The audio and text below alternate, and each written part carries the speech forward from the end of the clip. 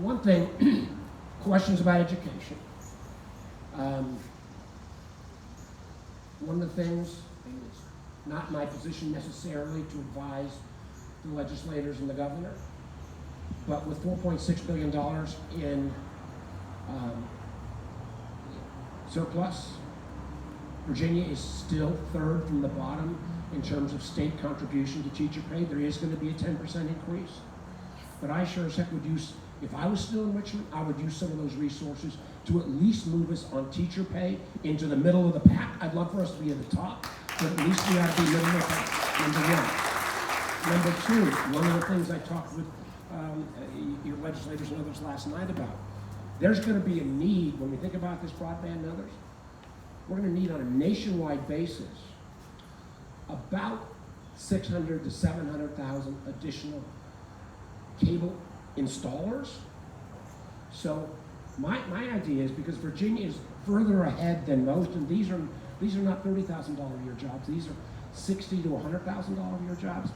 I've got a company called Corning that makes all the fiber optics, and I'm talking with them about seeing if they can come in a 2-week short term, and I want to do it in the community colleges, do a training program where we could train a couple hundred folks here in the region to have this skill, and because we're ahead in Virginia, they could do that kind of installation here in Virginia to start, and then as Tennessee and other states come along, they could continue to do that. So I think some of that training makes sense as well. Another thing that I wish that I started when I was governor, and it never got continued, and I was always never tried fully figured it out.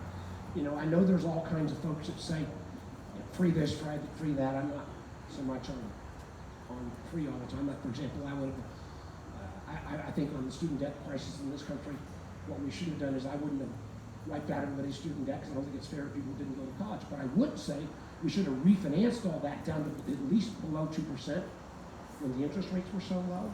But one thing that I would love to see us continue is to say, for those students who aren't going on to college, and I think we've done a better job on career and technical education, but what I wish we would do is say, for any student who's going to not go on to college, we will guarantee you an industry certification along with your high school diploma, and if you can't finish it by the end of your senior year in high school, I give you at least a free semester at the community college to finish it up. And I can show you that the additional money that student makes more than pays off in the additional taxes they pay with added earning power.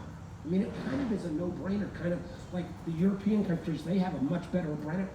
Germany's got a great apprenticeship program. I'm not saying you got to copy that, but we could do a K-12 and a half that could be cost-effective, and also, I think, make sure that young people come out with skills. But I do think on the education issue, at least in the short run, most of the resources are going to be at the Commonwealth level. You know, I don't think, other than the president may come up with a little bit of some, taking $10,000 or something off. He's going to do whatever he's going to do on this. But I do think on the education end, we're going to need more of these training programs to make sure that if we bring the right jobs here, we got the workforce that's trained for them. Yes, sir.